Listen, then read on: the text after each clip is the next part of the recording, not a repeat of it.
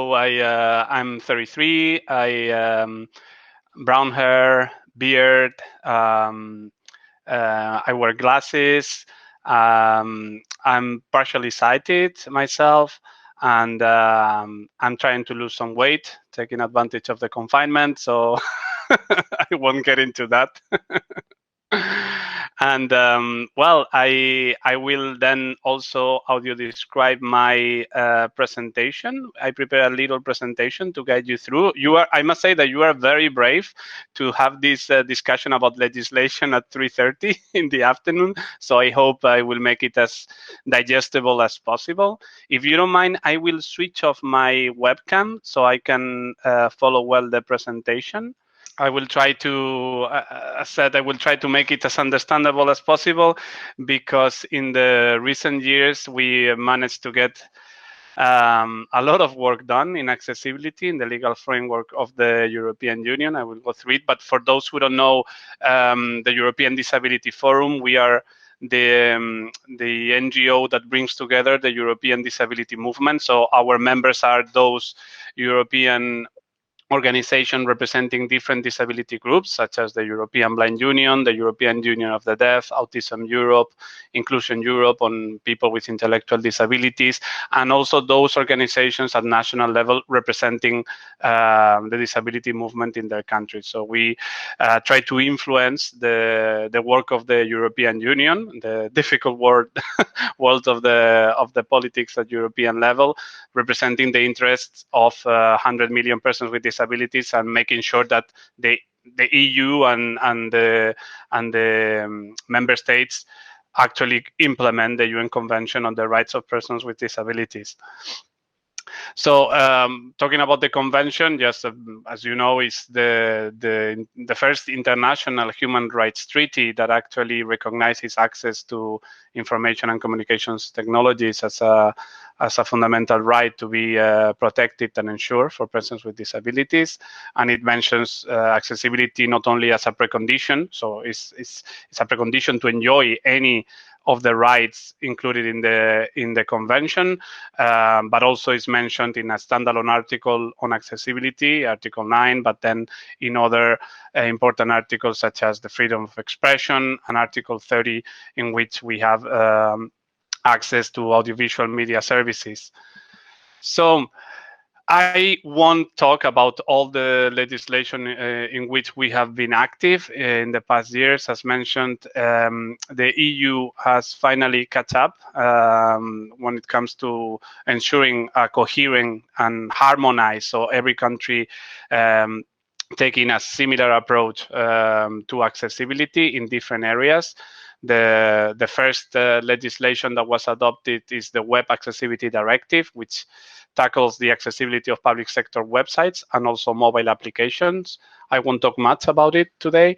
The European Accessibility Act, which has been a big flagship initiative for the disability movement. We've been campaigning for this legislation for over a decade, and it's a very important, I believe it is a turning point for Europe when it comes to accessibility. It has a very, very strong component on new technologies, and obviously also on media. Then we also have specific standards related to accessibility, such as the European standard on e-accessibility, EN 301549, and also another standard for to ensure accessibility following a design for all approach. This standard is less known.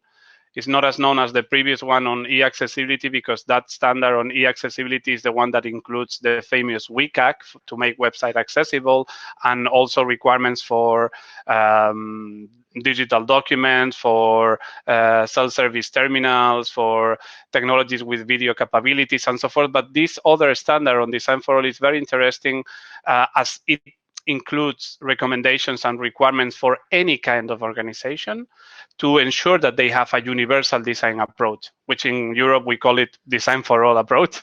But anyway, the result is, as you know, the result of having this universal design approach, which is aspirational, is to achieve greater accessibility outcomes and to extend the range of users that you can address or that can benefit from your products, your services, or whatever you do. And this is applicable to any kind of organization, from public sector to companies, to NGOs, to media broadcasters, etc. And then we also, as a disability organization, obviously, we advocate for the inclusion of accessibility in sectorial legislation. So in this case, I will discuss today, I will present you with the Audiovisual Media Service Directive. And another one that we worked on was the European Electronic Communications Code, which is about telecommunications. That's the most difficult one of all of them. And as you can see, we kind of try to always to obviously focus on those disability-specific legislation affecting persons with disabilities, let's say, directly, but also mainstreaming the rights in sectorial legislation, which is important also for us.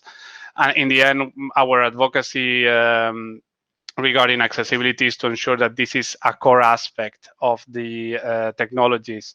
I'm not going to talk about our work in the built environment, in the physical environment, but we also work in that, even though it's less active. The EU is less active because this falls very much in the competence of countries. But when it comes to media technologies and so forth, the EU has been very, very active and will continue to be active, as they want to ensure what they call the single internal market, the digital single market. And we try to include accessibility as a core aspect. As we talk about technologies, we always mention privacy and security and stuff. We want accessibility to be part of the conversation from the outset. So as I mentioned, I will present you with the two main legislation regarding media accessibility, being the first one, the European Accessibility Act, even though this was adopted in 2019, whereas the Audiovisual Media Service Directive was adopted in 2018, so 1 year before. The European Accessibility Act is a very interesting piece of legislation. The Commission was very clever in proposing an approach based on the internal market, so based on our single market. So it's a market access directive, meaning that the requirements that are included in the directive are mandatory, and therefore non-compliant products or services can be sold or move freely in the EU as other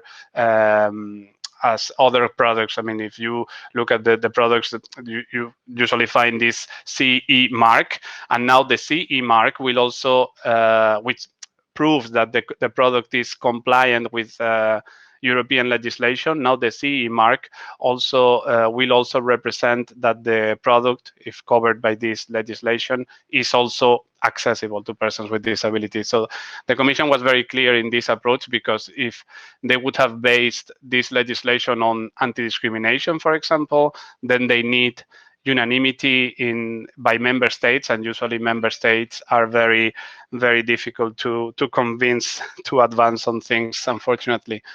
So the directive covers mainstream products and services. We are not talking about assistive technologies, but purely accessibility in mainstream products and services. I will show you the scope of the legislation in a moment. And what is very interesting is that it includes a set of accessibility requirements in the annex of the legislation that can be useful both for the private sector, so for the products and services included in the legislation, and also for other EU legislation in which accessibility is required, such as in public procurement, in the use of European funds, for example. And the problem is that even though we have these obligations for some years now, in public procurement, in the use of European fund, the problem is that most of the times the public procurers or programs developing or using EU funds, they don't know what accessibility means in practice. So this directive provides this list of accessibility requirements that need to be considered and incorporated.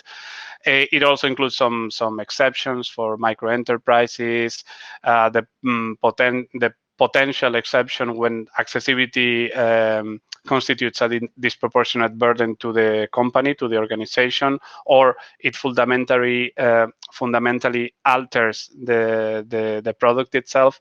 So if a product, for example, is a smart speaker, we cannot expect that the smart speaker will include a visual way of interacting with the device, because that would imply that the speaker will need to have a screen and so forth. So it also considers this let's say targeted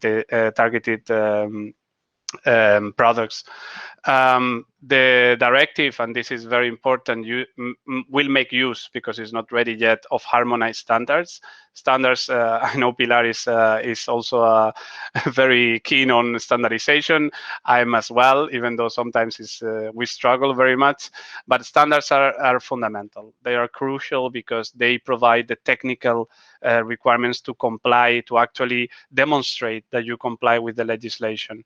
And the difference with a standard, which is obviously voluntary, the difference is that a harmonized standard is a standard that has been written by the Commission in the official journal of the EU, and therefore that standard demonstrates compliance with the legislation. That's the difference between a standard, a European standard or international standard, and the European harmonized standards. Those are still voluntary, but more difficult to miss, because in the end you need them to prove that you comply with the legislation. The directive also includes a very strong enforcement mechanism, as I mentioned, with the CE marking, with market surveillance authorities, which are the ones that companies fear the most, as they can impose penalties. They can even withdraw a product from the market. So imagine that in the future, when the Accessibility Act is finally in place, if a TV manufacturer tries to sell a TV that doesn't have the accessibility requirements, that TV can be stopped being sold in the EU. So it has a very strong components for enforcement, including the possibility for NGOs, for organizations, to take a company to court. So going to the business, oh my God, I hear everything is underlined. I see. I will read it out loud, because I think this is important for everybody to know what is included in the Accessibility Act. So the scope of the Accessibility Act includes computers and operating systems, ATMs, ticketing machines, check-in machines for the provision of transport services, all payment terminals, all those payment terminals that we use in any shop, telephone services, very, very important, smartphones, which are more or less accessible today already. Very important as well, emergency calls to the 112, because still today, many people with disabilities cannot call the 112 emergency number. In some countries, they even consider fax as an accessible way to contact 112. This is totally unacceptable. Sounds even like a joke, a bad joke. TVs, as I mentioned before, smart TVs, and the access to audiovisual media services. I will explain this a bit more detail later, but this is basically the gateways that we use to access the media, such as, for example, the websites, the mobile applications of the TV channel, or the EPGs, for example, the electronic programming guides, in which we see the programs that are coming up and so forth.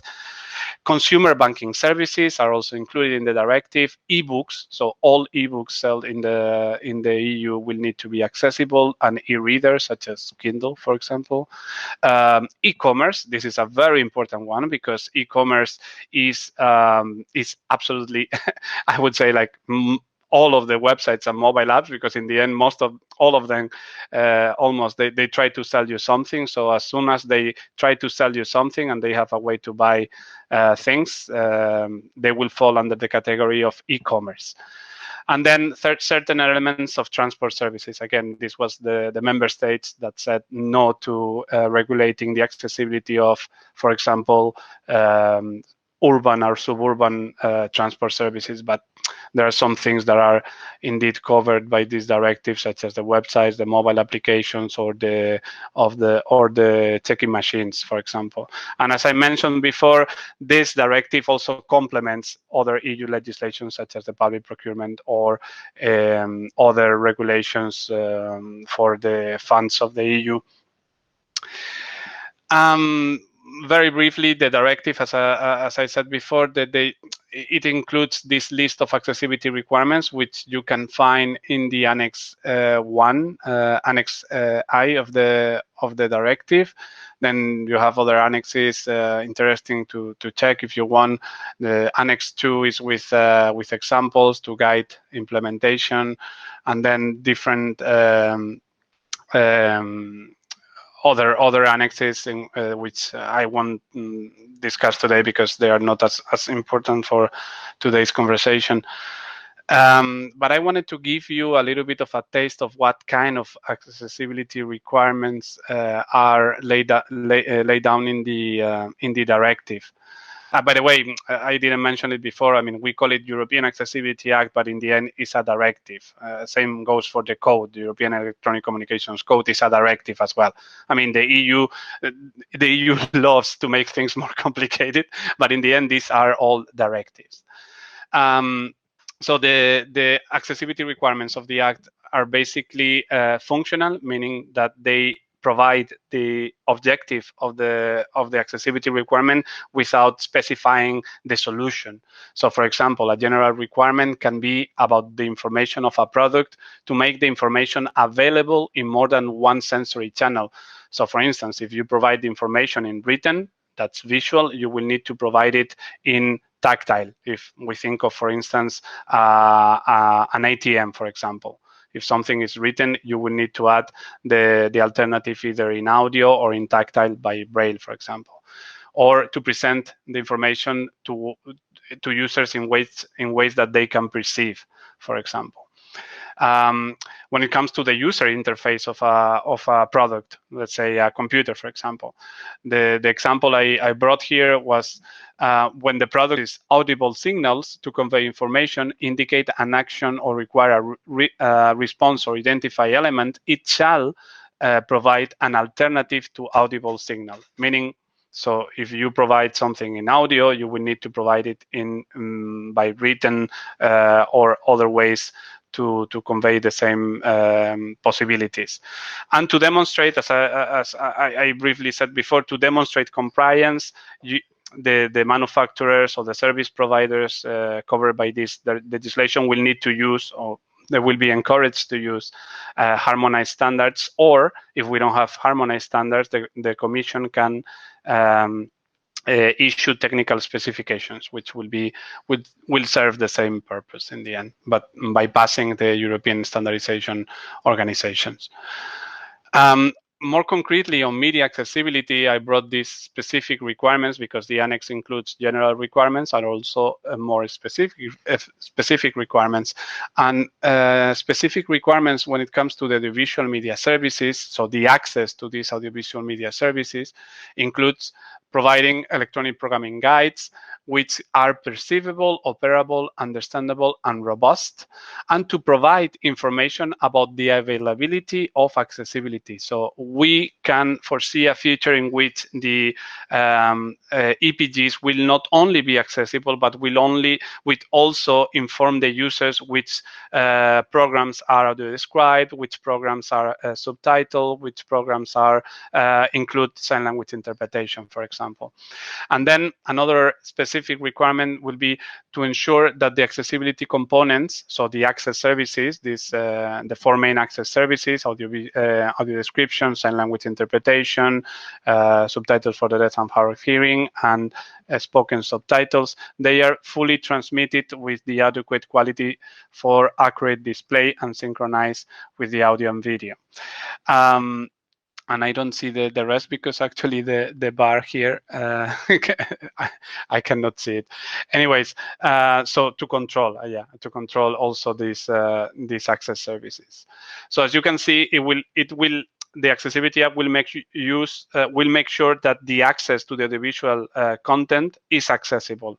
But it does not cover, and this is the important, and that's why I will explain the Audiovisual Media Service Directive in a moment, it does not cover the content itself. The content is covered by the Audiovisual Media Service Directive. I will go to that in a moment. And as for today, we are in the middle of the transposition. So member states, if they don't have an accessibility legislation in place, they will need to take this directive and adapt it to their national reality, respecting obviously all the requirements and all the provisions of the legislation, even though there is some room for maneuver at national level. That's why we have developed a toolkit for our members and experts like yourselves to be involved in discussions at national level with your government on how to adapt the existing legislation or how to introduce new legislation to comply with the European legislation. That's the magic, let's say, of the directives. They are not copy-pasted as such in the official journal of a country, but they need to be adapted to the national reality to comply with the European legislation. So sometimes you have either one national law, sometimes you need to reform several laws to comply with a European directive. So it really depends on the legal system at national level. And we are in this transposition period. I recommend you to take a look at our toolkit. And we have 3 years to do so. So the deadline is 2022. And most likely member states will be late because they are always late, but we are doing our best and our members are doing their best to ensure that it's an ambitious transposition, because you can go beyond the minimum harmonization of this European legislation. So you could actually cover other things not foreseen by this directive, for example. So I'm mindful of the time. I'm sorry, because I get really excited always, and I tend to talk a lot. So the Audiovisual Media Service Directive is way shorter to explain, because it's the directive that covers the content. It covers TV broadcasting, so public and commercial TV channels at national level, and on-demand services as well, such as Netflix, HBO, and so forth. It does also cover video sharing platform, but those are not concerned about the accessibility article that I will show you, unfortunately. And the recital 23, which is very important, mentions specifically the 4 main access services that can help to implement the Article 7, which is the core of media accessibility in this directive. It has 5 provisions. The most important one is the paragraph 1, in which there is an obligation for the audiovisual media service providers, so as I said, TV broadcasters and video on demand platforms, to continuously and progressively make their services accessible. How to do so? By having the access services that we mentioned in the recital. There is also provision for reporting on the progress. There is also the possibility, because it's a recommendation for audiovisual media service providers to adopt accessibility action plans, which is okay, but I will explain you our fear in a moment. And then there is an important aspect for providing the information and a complaint mechanism to users when it comes to media accessibility. And finally, there is also a paragraph about the accessibility of emergency information. So important after we've seen how many governments absolutely forgot about persons with disabilities during at the beginning, particularly of the COVID-19 pandemic. So our aim for the first paragraph of Article 7 on media accessibility is to ensure that at national level, and this is what we recommended our members to discuss with their governments. So you see the directive sets out the general objective, but then at national level, they will need to make sure how to comply with it. And our approach has been to propose to national governments to set up quantitative and qualitative targets for all the relevant access services. So by next year, you need to have 20% more of the overall content of your channel with subtitles, 5% more of audio described content, 2% more on sign language interpreted content, and so forth. And then to ensure also the quality of it. So to set up, if you don't have standards for the quality of access services. all these, you can see it in more detail in our toolkit. And here I will finish by giving you this. I will send you the presentation so you have all the links. But as you can imagine, we run some in-depth webinars about the Accessibility Act and the Audiovisual Media Service Directive, and we also publish toolkits for to ensure an ambitious transposition of these two directives. I must say that I just saw, and I tweeted about it, that the Commission launched an infringement procedure against 23 member states because they have failed to transpose the Audiovisual Media Service Directive on time. They have the deadline until 19 September. They are usually late, but not so many. So I guess the Commission was fed up with countries being so late, and they issued these infringement procedures to put pressure on them and transpose. So the good news of this bad news is that we still have time to negotiate with our governments at the national level and try to ensure that we have these quantitative and qualitative targets to ensure that there is progress, continuous progress on media accessibility. And I'm very sorry because I think I went almost all my half an hour, but I'm really happy to stay a bit longer if you want to have any discussion or any question. Thank you very much. Thank you. You know, there is the type of thing that needs to be done and for people to understand, but somehow I don't know, how can we make, for example, PhD students to understand of the need for standardization? Because nobody understands, apart from being very boring, what is it there for? Yeah. How do you think we could, perhaps, should we teach about the standardization? I think so. I think it's always good to have more foots on the ground and more people to help, because we feel sometimes the lack of experts, technical experts defending our positions, because it's true that for industry, I mean, I don't know how much money they spent on standardization, but the number of industry representatives in standardization, maybe I think I saw once like there were 60,000 representative of industry, whereas there was only 600 for consumers, environmentalists, small businesses, and so forth. So the system is not really fair to us, in my view, but it's very important to have these technical standards, because in the end, this is what industry uses to deliver their services or their products and so forth, and to comply with relevant legislation. So it's absolutely crucial. But one issue that nobody talks about is how expensive it is to standardize. Yeah, it is. It is. The good thing is that for these standards that I mentioned, the Commission pays for them. So the Commission, so for example, the European Accessibility Act, as you saw, we will have harmonized standards for the European Accessibility Act. So the Commission, by June next year, they will request the European standards organizations to draft standards to prove compliance with the requirements of the legislation. So they will have funding for experts, and they will make sure that there is a broad representation, including consumers, including people with disabilities, including experts in the different fields that the Accessibility Act covers. So we are very eager to work with you and with experts that can be more ambitious than obviously some industry that in the end they want lower standards because they want to pass, no? They want to comply with the legislation in an easy way. Anybody has a question for Alejandro?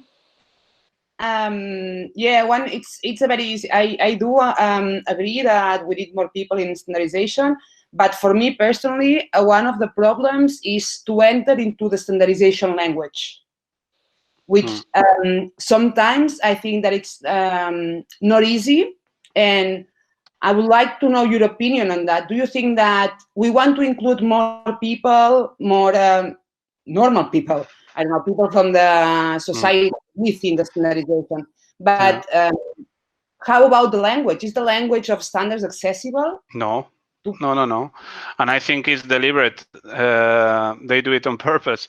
They overcomplicate things because in many cases, at least in my experience, what I've seen is that there are many consultants that this is the way of living. This is how they earn their lentils, as we say in Spanish. So they want to make things complicated, so they are the only ones who understand, and therefore they secure their future gigs and works in further standardization developments. So that's why I said that the system is not really fair to consumers and to citizens. And but I mean, this is the way it is, and we need to fight back. And sometimes most of the discussions are about words and specific words and terminology and sentences. So I was, when I joined EDF in 2013, I was for 3 days discussing just the title of a standard. 3 days. And I think this is something that we need to deal with.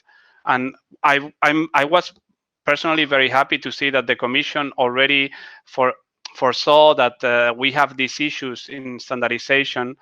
And I believe more and more people inside the Commission are getting aware of these problems in standardization, and the Commission ensured that in the Accessibility Act we have the possibility either to go for European standards, so through the standardization bodies, or to just draft technical specifications. So they will check with experts and they will draft the technical details.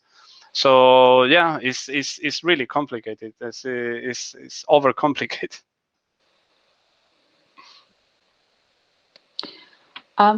There is an open call for funding for standardization, and in fact, one of the first issues that they're looking for is for accessibility, standardization in accessibility. It's a European project called Stand ICT.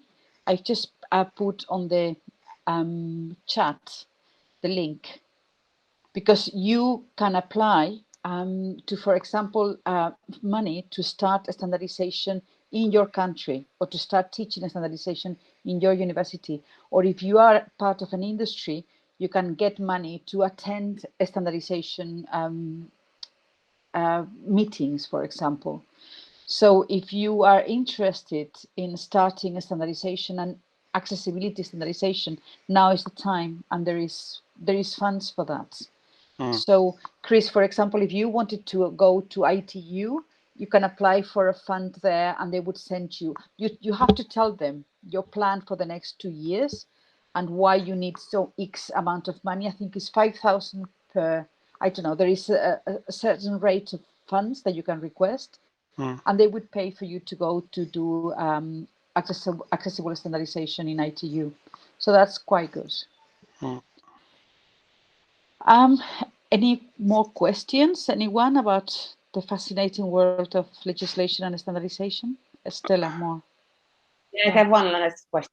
Alejandro, you were running a survey on how was the web accessibility in Europe, the status. I don't know if you already have the results or not. Yeah. Well, we launched. I don't know if there is another one, but we did launch a survey for to see how well countries, or how people with disabilities see the implementation of the web directive. So yeah, we launched it, and it will be open till the end of the year, and next year we will publish the results. So it's also available in Spanish and French. So if you can distribute it, that will be super helpful. Fantastic.